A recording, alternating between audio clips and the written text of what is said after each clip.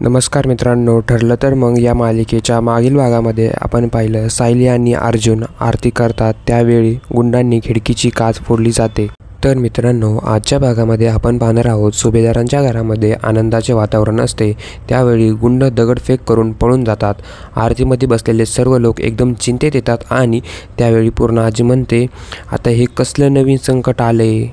आरतीमध्ये बसलेली सायली म्हणते, मी बघून येते। त्यावेळी तिला दिसते की कागदामध्ये दगड आहे आणि हे कोणीतरी मुद्दाम केले।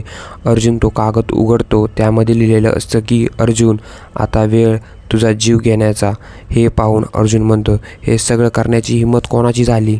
अर्जुन म्हणतो, मी बाहेर जाऊन बघतोस आणि जो कोणी असेल ना त्याला पोलिसांच्या ताब्यातच देतो। सायलीला अर्जुनची काळजी येत असते आणि ती म्हणते, अहो तुम्ही बाहेर जाऊ नका, बाहेर किती माणसं आहे आपल्याला काहीही माहीत नाही।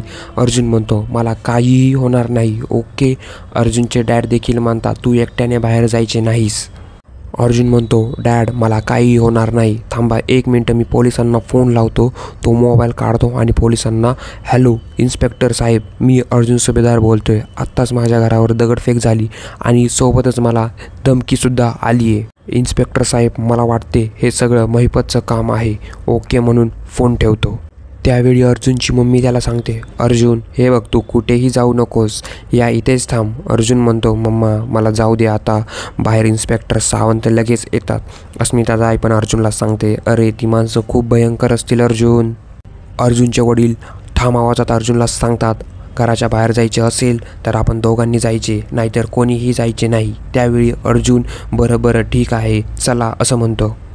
अर्जुन आणि त्याचे डॅड बाहेर जातात। समोरून इन्स्पेक्टर सावंत येतात आणि विचारतात, नक्की काय झाले मला सांगा। अर्जुन सांगतो, हे सगळं महिपतच्या माणसाने केले, तो त्याचा राग आमच्या घरातील लोकांवर काढतोय। हे सर्व सांगितल्यावर इन्स्पेक्टर सावंत अर्जुनला म्हणतो, आम्ही तुमच्या घरापाशी एक कॉन्स्टेबल ठेवू।